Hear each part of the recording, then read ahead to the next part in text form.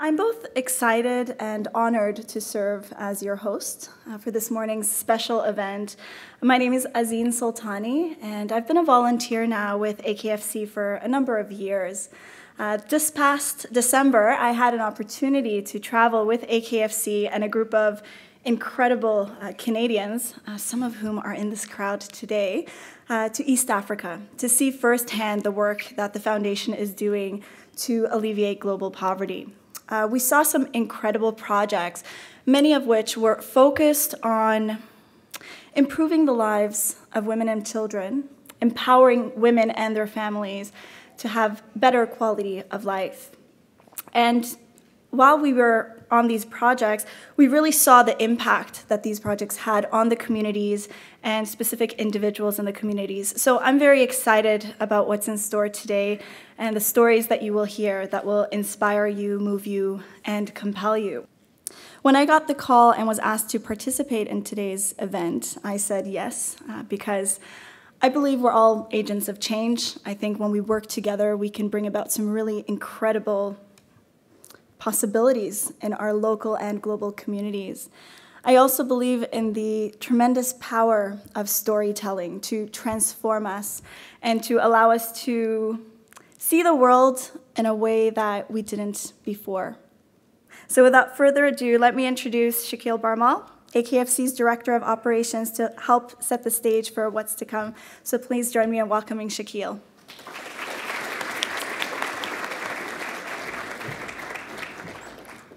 Good morning, everybody. You're going to see something different today. What you would normally expect from an event like this would be some staff who are involved in our project work to come and share with you some statistics and impact. That's not what you're going to see. What you're actually going to experience is three incredible women that are actually much like yourselves. They're going to share their stories. They're going to perhaps, hopefully, shift your perspective and maybe change the way you think and provide you new things to share with others about international development. We're going to talk about how women, in particular, when faced with extremely challenging circumstances, can change their lives and their livelihoods and the lives of the people around them in their communities when equipped with the right tools, resources, knowledge, freedoms, and social conditions that we enjoy here in Canada. All of this change is possible in our lifetime. Enjoy the show. I had a dream when I was a young girl. I wanted to be a doctor. I was so excited that I ran to my mother to tell her this wonderful opportunity I've decided I am going to do. When I told my mother, she just looked at me and she walked away. At the time, I didn't understand what she was doing, why she wasn't answering my comments. I was so excited. I realized when I became older that what she could not tell me was that my younger brothers would go to school, but I would not. And then in a whisper, she would say, "Because you are a girl." Now let's forward 20 years. I am not a doctor. I never will be a doctor. Only 2 of my girlfriends went to university. Statistically, 1 to 4, 1 woman for every 4 men go to university. But realistically, the way it is in my lifetime, there's only so many jobs, even with education, with employment, with income, that I can do as a woman. That's just the way it is. And what echoed in my head was my husband telling me in a very firm voice, "Your role is that of a wife and a mother, and that is it." After 15 years of marriage, my husband died. I was 32 years old, with no education to rely on, or jobs to assist me. I took wash-in, laundry, and I did the laundry for everybody in the town. And then, when I was finished that, I would walk to the other side of town, and I worked as a maid for a rich woman. And then, once a month, I would take a bus and go to the other side of town where there was a kind shopkeeper. He allowed me to shop for food and for necessities, and allowed me to pay when I could. He was a good man. There were not many people like him. But I have hope that in my lifetime, in my children's lifetime, there will be a difference. Now let me ask you, where do you think this story is from? Canada deals with countries throughout the world assisting, places like Pakistan, India, Kyrgyzstan, Mali. Where do you think this took place? It actually took place here, in Canada, 90 years ago. Where might it be that girls, from the moment they are born with so few rights, so few opportunities? Where, if we better understood taking care of the health of women and children, if we invested in their education and their rights, that we could completely change the world. That story is a true story. It is the story of my paternal grandmother. Here is my grandmother. On the left, she stands with her son on his wedding day. On the right, she is holding my elder brother. Until 1929, if you can imagine, every female in the audience, 1929, you were finally recognized as a legal person. My own family fled Ireland due to religious persecution. We came here for opportunity, education, democracy, equity, health care, the calm, the peace, the safety, the security. And we came here because Canada accepted us as we were, not through assimilation, but through multiculturalism, openness, and respect for our backgrounds. We just looked back at 8 or 9 decades and saw how far things have come, how Canada and Canadians, decade upon decade, built the fabric of our country, how we moved our society forward. You might say it took too long. 90 years, 80 years, 70 years.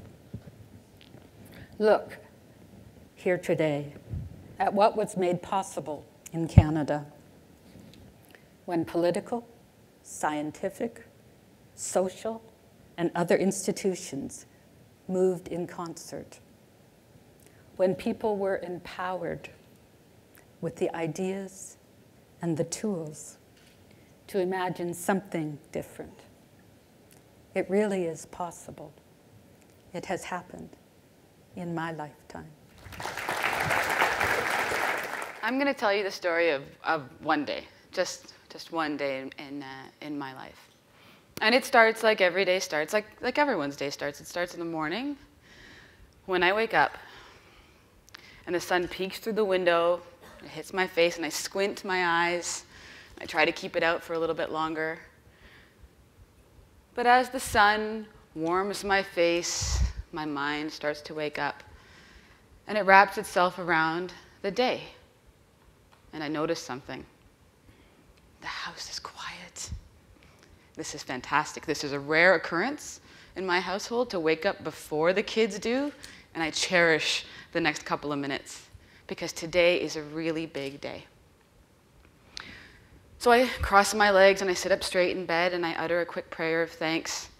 And then I slide out of bed and on tiptoe, I check my schedule, and on tiptoe I freshen up, and on tiptoe I get dressed. And just as I'm feeling organized and ready to take on what's ahead, I hear the pitter-patter of little feet. One of the kids is up. And then that brief moment of silence, and then both the kids are up. So my attention shifts from myself to them. It's time to get them washed, get them dressed, get their bags packed, get breakfast on the table. I do my best to get them at their best for their day. The goal is always to be first out the door, and on a day like today, I make sure that I am. I get out the house, I get in the car, I hit gridlock. I know this gridlock, I see it every morning. But I let the slow pace of the cars once again give my mind an opportunity to wrap itself around what's ahead. 3 big things need to happen today that I'm well aware of. The first, and I know my staff are already at the office, we have been working all week in anticipation of today. I manage a nonprofit, and our funders are coming to visit. Funders for me are shareholders. Every single detail needs to be accounted for. In the afternoon, of course, with the arrival of the funders come our board members. They'll be joining us. They've invited me to join them for lunch. I'm very excited. I also know that while they eat, I will be providing a status report. But that's okay. I am really proud of the progress we've made since our last check-in, and I'm enthusiastic to share the news with them. And then the last item of the day is actually preparation for tomorrow. Tomorrow is my son's first day of preschool, a big day for him. The thing is, his father will take him to his first day of school. I won't be there. I am preparing for a 2-day trip with the funders, with the board members and my staff. And so I'll miss his first day at school. And though that gives me a brief moment of sadness, I really believe that if he understood what I was doing instead, I believe he'd be proud. And so that thought puts a smile back on my face, puts a spring back in my step, and I get back to my day. There is so much to do. It sounds a lot like my day. It sounds a lot like my day. But it's not just my story. It's actually also Anita's story. This is Anita sitting down at a desk. Anita is a young woman in Tanzania. She went to the University of Kampala. She works in Dar es Salaam. I have never met Anita. There are people in the audience who have met her, and they tell me that she is a visionary, a change maker, that she's passionate and motivated and works hard, that she's quick on her feet and resourceful. She loves Rumi's poetry. She'd call herself an artist. This is Anita's day. So, how might her day continue? The drive to Morogoro is long and slow and hot. 2 hours go by, 3 hours go by. This time it looks like it's going to take us 4 hours to get to Morogoro. It's a place of 300,000 people, and I know, I can feel it. They are anticipating our arrival. The doctors and nurses that are coming with me are eagerly anticipated by the community. But more than us, they're expecting this portable ultrasound machine that I'm carrying around my shoulders. In some ways, this is more hotly anticipated than we are. The clinic will be packed. The clinic is always packed. The clinic will be even more packed with news of our arrival, and we will see every single patient. The team that I'm bringing is actually a welcome relief to the local staff. And after we see every patient, we will close the doors of the clinic, and we'll get back to work. Now it's my turn for a status report. I'm eager to hear from the team locally how progress is being made on our health camp. these health camps are vital moments, community outreach moments, to build trust between the community, between the population, and the medical workers. As I stand here, a Canadian, I continuously have wrestled with this kinship that I feel to Tanzania. I have never visited the country. I don't know it. I don't know the city where my parents grew up, but I feel it. And yes, in part, it's because of my family's roots. But increasingly, it's also a connectedness that I feel because of stories like Anita's story. I wanted to share her story with you because when I first heard it, it moved me. I can see myself in her day. I can see myself in the same kind of hopes and aspirations and dreams that she has. I share those. Joining Hands is an incredible network. It is centered from 5 Aga Khan Health Services facilities. So you can see them in red on the map behind me. 5 privately run clinics that provide the same kind of medical and health support that you or I might encounter at a walk-in clinic here.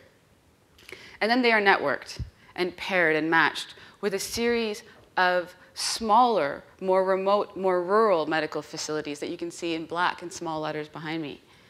They're publicly run. These are Tanzania-run facilities in the corners of the country. And this partnership model, this twinning idea, is to bring mentorship and skills building and new resources to these remote clinics so that we can increase the kind of service that's provided to communities that live in the corners of the country.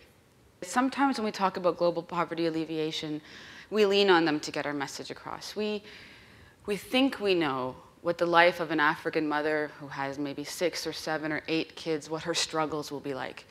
Or a child in Bangladesh and the education that he will never receive. Or a young Afghani wife, voiceless, powerless in her own home. And sometimes we lean on these ideas to convey our message. I think that it is vital that we remind ourselves how recently we faced a similar outlook here and how we changed things. And so the kind of work that we're investing in as a country and as people is shrinking the gap between a life led here and a life led in another part of the world. The kinds of hopes and dreams that I have for my future are the same as Anita's. In my lifetime, this is what development looks like. In my lifetime, the idea of a real, breathing, living global humanity is completely true. Do you feel how fast the world is moving around us? I can feel it. I can feel it in my bones. I can feel it in my heart. I can even feel it in my fingertips. Technology and the ability to access the world through the internet have allowed us to keep up a pace that in Kathy's time we may never even thought was possible, and that Fatima somehow grew up without, but is living through right now with me. Things are changing, and they are changing faster and faster. That is what I've seen in my lifetime. And this change feels immediate, to the point where even some of my understanding and education could already be considered outdated. And it's not just our world that is changing this quickly. These ideas and technologies and solutions and innovations that we're inventing and applying here in Canada in areas like healthcare and education are also being used in the work that Canada supports abroad. We're not just supporting this work either. In many ways, we are following the lead of the work that is being done in developing nations. These ideas and technologies and solutions and innovations are part of the toolkits that agencies like AKFC use in their development work. Last year, I graduated from business school. Over the past 3 years, I've been to Bangladesh, Chile, Taiwan, and Tajikistan. In my career that is barely 1 year old, with only some exceptions, the world really seems borderless to me today. I would like to introduce you to Gulandam. She is 20 years old, and as she walks in her long green dress, is almost brushing against the floor. She is walking into the bank and looking around, Her neck is craned and her eyes are moving quickly. It's her first time here. I cannot help but watch her as I am the only loan officer working at this time in the morning.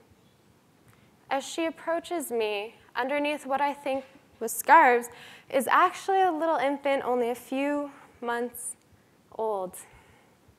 So in a quiet but firm voice, with her eyes low, she asks me for a $100 loan. It's the first thing she says to me. So she continues, and she tells me that she would like to use it to buy a sewing machine to expand her tailoring business so that she can make and sell more clothing. From my months working at the bank, I know that it is women like her who can sometimes be the most powerless. She is a young wife. She is a young mother. And right now, she takes what little savings she has and carefully and protectively sews them into her mattress. She does this week after week, knowing that at some point one family member or another will come and raid this stash, and all of her savings will be lost yet again. So I inquire further about this loan, and she tells me that right now she's mending some clothes in her village, and she would like to expand her services to offer tailoring and dressmaking as well. I also mentioned to her that we can work with her on savings. And at first she looks a little bit confused, but I tell her about the concept of a savings account. Her eyes light up, and I imagine her saying, "Good riddance to that mattress at home." So within weeks, she has already expanded her business a little bit, begun paying off her loan, and even saving just a little bit. Within months, her loan is completely paid off already, and the savings continue. It is clients like Gulandam who are my favorite, not because they are good borrowers, but because they are great planners. She dared to dream. She dared to walk into the bank that day. She dared to demand a better future for her infant daughter. That little infant tucked so deeply into those scarves with her eager eyes and her mother's bold heart. I can only imagine a completely new future for her. Financing mechanisms like these microloans are innovative here. Economic tools like social finance and impact investing are still being developed. We are actively rethinking and unlocking new potential from the capitalist system that has brought us to this point. The world is getting smaller, and it's becoming more and more similar. New ideas like these financial ones are allowing us to leapfrog stages of development, even in remote areas like the Pamir Mountains. We simply do not have the same learning curve that we did in Canada 90 years ago. The tools available to us are completely new. The knowledge is completely new. Development and creating hope happen faster. What's most exciting is that I don't even know what's next. In my lifetime, things are constantly changing and improving and advancing. In my lifetime, I'm a citizen of the world.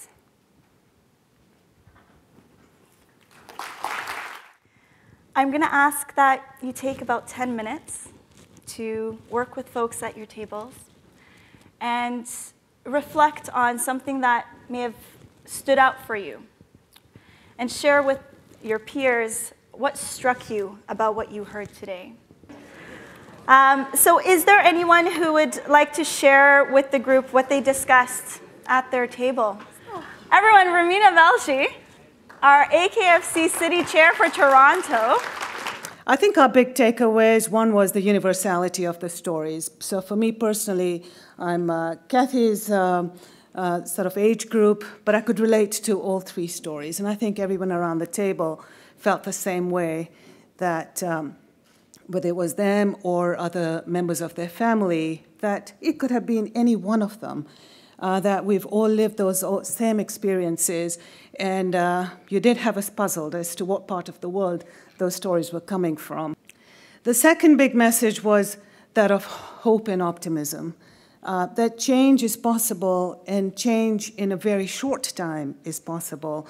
So we don't have to wait for 90 years for things to happen. And we have dreams for our daughters and ourselves. And I think that level of optimism was extremely inspiring. I'm here representing my table of what you would describe as new friends. And we had a really, really great conversation following the presentation. I think we were all equally impressed with how the stories were framed, seeing development through a new lens, seeing it through several generations, and especially seeing it through the lens of women not only at home but abroad. So that was very well done. So I think it brought up some really interesting questions too, for me personally and for some of us in the group, was we've heard why women are important, but we wanted to learn more. Why women? And what are the short-term, we've heard some, swirling rumors, there are short-term repercussions to investing behind women, but there are also long-term benefits. And we spoke a lot about, what is the right balance and what's the need for that, and what are the trade-offs. And I think fundamentally at the end of the day, we do believe that women and children are kind of the way forward. The other thing that really struck out to us was technology, and how technology and development are intersecting and doing some really innovative things that we are not very much exposed to here. For me, I think a big thing that I took away from the presentation was this idea about Canadian identity, and that this is a part of who we are as Canadians, and being very proud of that. And I think that, yeah, a lot of people here, myself included, we are the children of immigrants. Even if you came 100 years ago, 150, 200 years ago, you're still the child of an immigrant. You connect with this story of trying to figure out who you are as a Canadian. And I think this is like huge to that. So yeah, that's it. Amazing. I think that the one word, to echo all of the comments that have been made, similar comments came up at our table, but probably the one word that stands out for us is the word audacity. I think that, I don't know how this happened, but someone decided that women should be stuck at home. Women should be vacuuming. I have no idea how to vacuum, but 90 years ago or 50 years ago, the idea was women should be vacuuming at home. And whoever came up with this idea and had it set in the fabric of society was awful. And I think it takes a lot of audacity to shift that norm. It takes a lot of audacity to question that, as in, is that right? Is that how things should be? And we have someone very fortunate here, Khadija, who has spent the last 10 years working with the ethics committee within the AKDN across Afghanistan, Tajikistan, Egypt. And she had said something that has really stood out, the idea that to be part of the AKDN, to be a practitioner in the development setting, to be a beneficiary, to be able to go out and come to these projects takes courage and takes audacity. In Afghanistan, you put your life at risk doing this work. A mother puts her life at risk by coming out to the clinics. A woman puts her life at risk just by getting to the microfinance bank. And so I think it takes a heck of a lot of audacity and courage for this type of work to be done. It takes audacity and courage to ask those really tough questions. It takes audacity and courage to tell your stories. And I think when we walk out of this room today, the question is, what audacious thing are we going to do? What audacious question are we going to ask? My story is about a man named Bakar. Bakar is one of those ordinary people doing extraordinary things in his community. I met Bakar. He was a fisherman with not much going for him except a warm smile, creative mind, and a little bit of confidence. And he attended a workshop put on by Aga Khan Foundation Canada that was designed to help improve nutrition levels. And so the majority of the people that came to this workshop were women, mothers, and Bakar. He didn't have any children. He was just married, but he went to this workshop. And he had his own spark of hope created in that moment. He said that if all these women are being educated on the value, and what they were teaching about was the nutritional value of the leaves of the moringa tree as a source of nutrition for meals in a very easy and accessible way. He said, if this workshop is creating this demand, all these mothers are going to go away and want moringa. Now, are they going to go start picking the leaves themselves, or are they going to get their husbands to change the crop that they're planting and now plant moringa? Probably not. I'll grow moringa. So he started planting moringa trees. And he would take the leaves and he'd grind them and he'd pound them into as much of a powder as he could himself. He'd eke out a small profit, cover his costs, and then he would go sell them to the families. And then one day, the president of Mozambique came to town, came to the village. And the AKFC project manager took him to see Bakar, to meet Bakar. And he was so impressed that on the spot, he promised Bakar a mill, a small mill. And Bakar's eyes lit up, and from that point on, Bakar started using the mill to process this moringa. His productivity doubled in half the time. So now he had 4 hours a day left. And by the way, this is the final product. Bag of moringa. Simple thing. So he had this time, and so he thought to himself, what am I gonna do with this time? Now, we learned that Bakar is basically a serial entrepreneur. If you put him in the Silicon Valley, he'd probably own 3 software companies. Bakar decided that if I've got time and I've got more product now, I need to create more demand. So he did the obvious thing. He started a cooking school. And in the back of a little shack, he started a cooking school, and he invited the women in the community to come and learn to cook. It became quite a social thing, actually. So social, in fact, that the men didn't want the women having all the fun, so the men came. And there was born, from this cooking school, a restaurant that the community would come and have meals in the middle of the day. And it flourished. And then Bakar had an idea that rather than go door to door, people are coming here, why don't I set up a little kiosk? So Aga Khan Foundation helped him set up a little kiosk. And in that kiosk, he said, I'll sell my moringa. And you know what? I'll sell seeds, because the different farmers were trading seeds to share crops and grow different things. So I'll sell seeds. I'll sell some farm implements. And then he said, well, if I'm selling all these things, I'm going to need display space. So he goes to his friend in the village that had some talent and asked him to build him a little shelf. That went so well, Bakar is now in the bamboo furniture business. So this young man, who several years ago was a fisherman that wasn't really making it well from day to day, has 4 businesses from a spark of hope that was triggered by going to a workshop to learn about nutrition. That's how it happens. That's how development happens. So what can you do now?